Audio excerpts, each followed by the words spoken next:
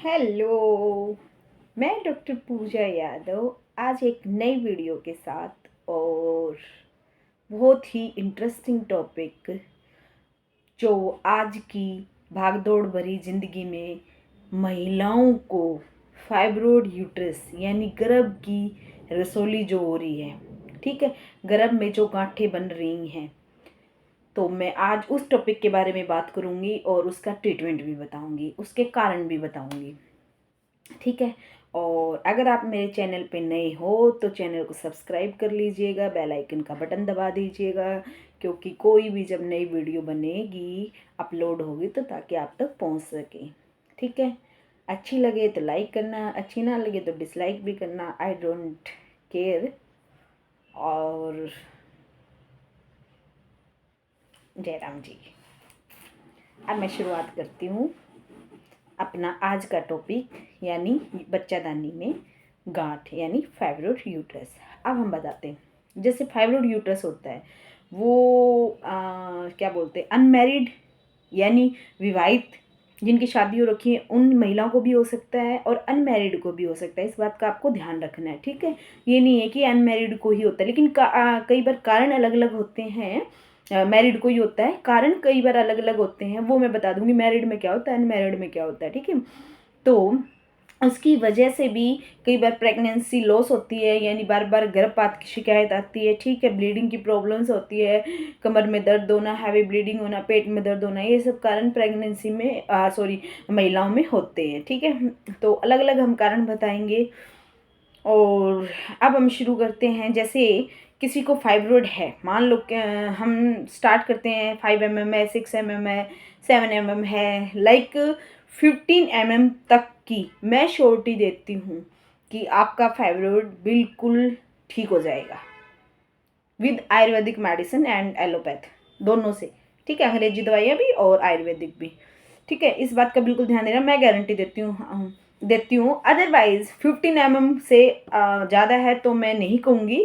Treatment हम जरूर करते हैं 3 months का, बट मैं कह नहीं सकती कि आपका मेल्ट होगा या नहीं होगा, बट हम कोशिश करते हैं और मेल्ट हो भी जाता है, नहीं है, बट मैं श्योरिटी की बात कर रही हूँ कि श्योरिटी ये है कि 15 तक आपकी मेल्ट हो जाएगी। तो मैं इस वीडियो में ये बता रही हूँ, अगर किसी महिला को 5 mm, 10 mm और 6 mm कुछ इतनी है, मेरे पास 6 mm की तो कम से कम भी ज़्यादा नहीं है तो 10-12 लेडीज़ हैं जिनकी, क्योंकि जो आई है उनका ट्रीटमेंट हुआ है तो वो ठीक भी हुई, उनको प्रेगनेंसी भी कंसीव हुआ है, बच्चा भी नहीं गिरा है, तो मैं ठीक कर सकती हूँ। बाकी बाद की जो है तो एक बार ट्रीटमेंट जरूर देखना, क्या पता वो हो भी जाए, ठीक हो जाए। लेकिन एक ऐसी सर्कमस्टांसेस होती है जिसमें जिसको फाइब्रोइड होता है 15 mm से ज़्यादा होता है तो उनको ब्लीडिंग हो जाती है, सडन ब्लीडिंग हो जाती है, ठीक है। सडन ब्लीडिंग नहीं भी होती है, तो ऐसे एपिसोड होते हैं जिसको, तो उसको तो चांस रहता है सार्कोमा बनने का, ठीक है ना।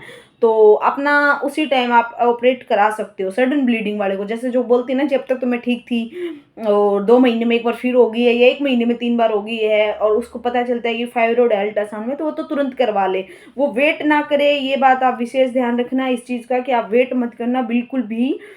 सडन ब्लीडिंग से क्या होगा, आपको एनीमिया यानी ब्लड की कमी हो जाएगी, ब्लड ट्रांसफ्यूजन करना पड़ जाएगा।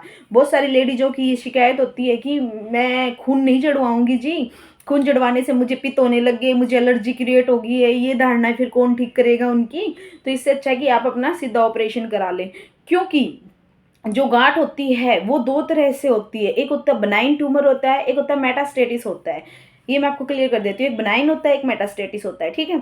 तो बनाइन में क्या होता है कि बनाइन कभी भी घातक नहीं होता है, ठीक है, डेंजरस नहीं होता है। Metastasis always dangerous.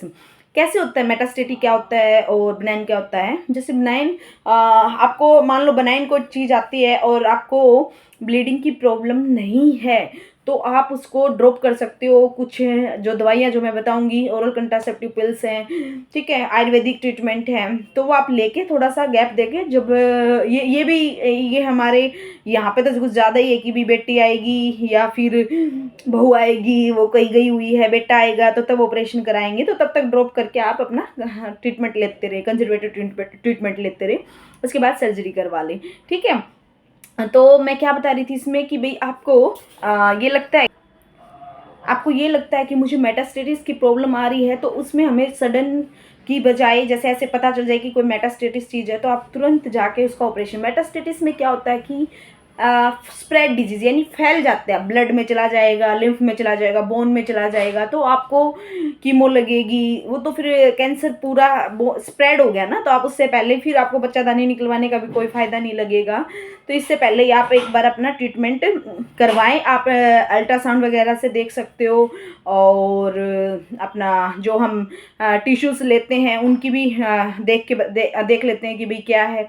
कई बार लेडीज़ टिश्यू देने से भी मना करती हैं, एंडोमेट्रियल बायोप्सी बोलते हैं जिसको, वो भी देने से मना कर देती हैं। फाइब्रोइड इतना बड़ा होता है, कहते हैं जी हमें ब्लीडिंग हो जाएगी, वो बात की बात है।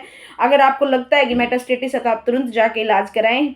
वो उसमें तो फिर कुछ कह नहीं सकते। बनाइन में आप समझ जाए कि आपको अभी कुछ ऐसी दिक्कत नहीं है, तो आप ठीक हो सकते हैं। तो मैं श्योरिटी दे रही हूँ कि आपको, ये तो है फाइब्रोइड की बात है, आपको अगर कहीं ब्रेस्ट में भी गांठ है या फिर गायनेकोमेस्टिसिया है, तो जिनको गायनेकोमेस्टिया बोलते हैं, जो जेंट्स होते हैं उनकी ब्रेस्ट का डेवलपमेंट, उनकी ब्रेस्ट विकसित हो जाती है, यानी ब्रेस्ट उनकी विकसित होने लग जाती हैं, तो उनको लगता है कि भाई जैसे ये गांठ है जी, किसी को तो पेन भी करती है, तो ये मेरी श्योरिटी 100% मैं उसको भी ठीक कर दूंगी। यानी कहीं पर भी आपको बच्चादानी में है या फिर अंडादानी में है या ब्रेस्ट में है या नेक पे है, कहीं भी है, या फिर आपको बॉडी के किसी भी पार्ट पे अगर आपको लगता है लाइपोमा है, सिस्ट है जैसे, तो आप बिल्कुल मेरे से एक बार सलाह जरूर ले। तो मैं 100% आपको श्योरिटी देती हूँ कि आपकी देखने के बाद मेटास्टेटिस है, बनाइन है, तो ठीक हो जाएगा। तो मैं यहाँ पे ये बता रही थी, ये तो चीज़ होगी। सार्कोमा बता रही थी ना कि सडन किसी को एपिसोड होता है कि ब्लीडिंग होगी है, एनीमिया की कमी ना हो यानी खून की कमी ना होए, तो वो तो अपना ऑपरेशन तुरंत करा ले। बाकी जो मैंने बताया है ऐसी कोई दिक्कत नहीं है तो ऑस्पिस जाती हैं, ठीक है। ऑस्पिस मतलब और कंट्रासेप्टिव पिल्स, जिससे ब्लीडिंग ना हुए और टाइम पे जैसे आ जाए तो ठीक रहता है। कई बार ऐसा होता है कि हम दवाई देते देते भी अगर कोई महिला रेगुलर उसको ले रही है दवाई को, ओसीपीज को, उसको ड्रॉप नहीं करना होता, मिस नहीं करना, उसको मिस करते आपको ब्लीडिंग हो जाएगी, इस बात का ध्यान रखना। जैसे कोई महिला कंटिन्यू ओसीपी ले रही है, उसके बाद भी अगर उसको ब्लीडिंग होती है, तो तभी मैं बता रही हूँ उसको चेक करवा लेना चाहिए, कहीं उसको मेटास्टेटिस की तो कोई प्रॉब्लम नहीं है, ठीक है। उसके बाद क्या करते हैं कि मेटास्टेटिस वाला तो ये पार्ट ही हट गया है। मेरा यहाँ पे बनाइन से है कि आप गांठ जो बनाइन होती है उसका ट्रीटमेंट 100% आपका हो जाएगा।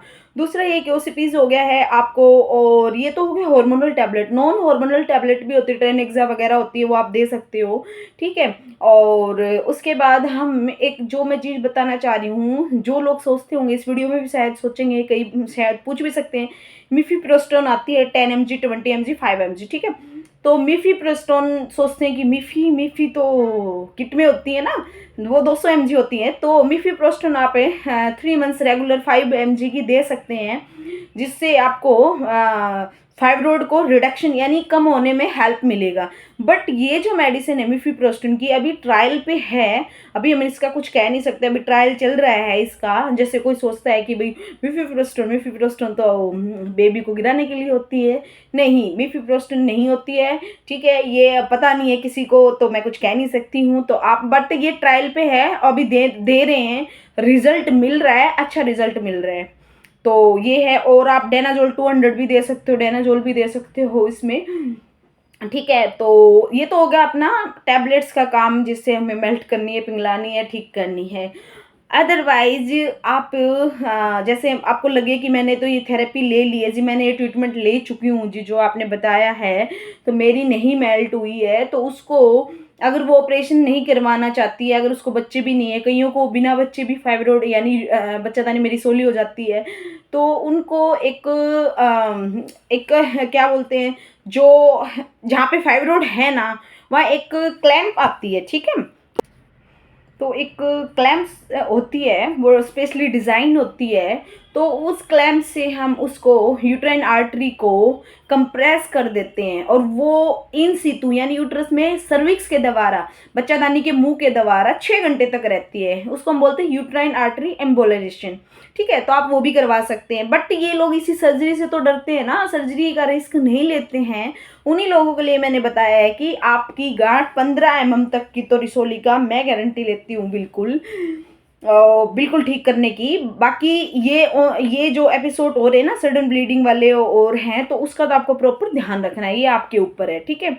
और बाकी आपको किसी भी जगह पे आपको रिसोली होती है तो आप मुझे संपर्क कर सकते हैं, और मैं श्योरिटी देती हूँ कि आपकी बिल्कुल ठीक हो जाएगी। तो आप इसको टेंशन मत लेना। बहुत सारी लेडीज़ों को टेंशन हो जाती है, जेंट्स को भी हो जाती है कि भाई मेरे को गांठ है, कहीं कुछ बन ना जाए। मतलब मोस्टली उनका जो माइंड है वो कहाँ जाता है, आपको पता है कहाँ जाएगा? कैंसर की तरफ, मेटास्टेटिस जिसको बोलते हैं, वहीं जाता है। जबकि हम सबको समझाते भी हैं कि ये कैंसर नहीं है, फिर भी उनको ये होता है कि दूसरी औरतें आके बता देती है कि मेरी बहू को ये हो गया था, मुझे ये हो गया था, ये हो गया था। वो सबके अपने अपने कर्म हैं, बट इसको इग्नोरेंस ना की जाए। ऐसी ऐसी बीमारियों को एक बार डॉक्टर से, आसपास जो भी आपके डॉक्टर है उससे ज़रूर सलाह लें। तो ये टॉपिक था हमारा आज का, बच्चादानी में रिसोली या अंडादानी में रिसोली या फिर ब्रेस्ट में यानी कोई गांठ है, ठीक है। तो इसका ये टॉपिक था। तो मेरे हिसाब से आपको सबको समझ भी आ गया होगा। अगर आपको कोई क्वेरी लगती है तो आप हमें कमेंट्स कर सकते हैं। कमेंट्स में आप बता सकते हैं कि आपको क्या समझ नहीं आया और किसके घर में क्या प्रॉब्लम है। तो आप मुझे मेरे चैनल पे क्या बोलते हैं वहीं पे कमेंट्स करके अपनी मैं उन्हीं पे अपना जवाब लिख दूंगी।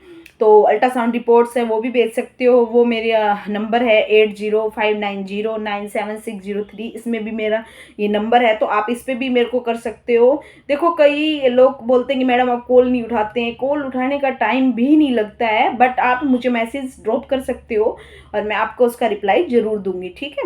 तो आप मुझसे इसके बारे में मतलब बेझिझक आप ऑडियो भी भेज सकते हो, और अल्ट्रासाउंड की रिपोर्ट ज़रूर भेजना, ताकि मैं आपको सजेस्ट कर सकूं कि इतने एमएम की है तो आपको ये दवाई है। कोरियर भी कर सकते हैं दवाई। और श्योरिटी है कि आप की जो 15 तक है वो तो बिल्कुल ठीक हो जाएगी। बाकी जो है तो 3 महीने का कोर्स होता है, एक बार वो करके देखना, उसको उससे आपको इफेक्ट मिलेगा। अगर नहीं भी मिलता है, वो बनाइन है तो चल जाएगा बहुत अच्छे से, उसको मेटास्टेटिस नहीं होने देंगे, ना मेटास्टेटिस होएगा। और मेटास्टेटिस उन्हीं लेडीज़ों को होता है जो अपना ध्यान नहीं रखती हैं, घर गृहस्थी में ऐसी हो जाती हैं कि भाई कोई आएगा, अभी लड़की आएगी या हाँ कोई आएगा, घर का काम करेंगी, तो वो नहीं करवा पाती। उन लोगों के लिए मैंने दवाइयाँ बता दी, ओसपी वगैरह, ट्रेनेक्सा वगैरह ले सकते हैं। और जो आयुर्वेदिक दवाई है, जो हमारी खुद की है प्रिपरेशन, जो अच्छी दवाई है, वो भी आप हमसे ले सकते हैं। वो हम इसमें नहीं बता सकते, तो आपको सीधा हम वो मेडिसिन ही देंगे और अच्छे से आपका ट्रीटमेंट हो जाएगा। थैंक यू सो मच मेरी वीडियो को देखने के लिए, और लाइक शेयर सब्सक्राइब करने के लिए। और आपको अच्छी लगे तो आगे आप शेयर भी करो, इसको कमेंट्स भी करो, अच्छी ना लगे तो डिसलाइक भी कर दो। आई डोंट केयर, मैं इससे कोई जेलस वेलस नहीं होते हैं। तो आपको बेल आइकन का बटन दबा लेना ताकि आपको एक नई वीडियो मिल जाए। Thank you so much, take care, bye bye.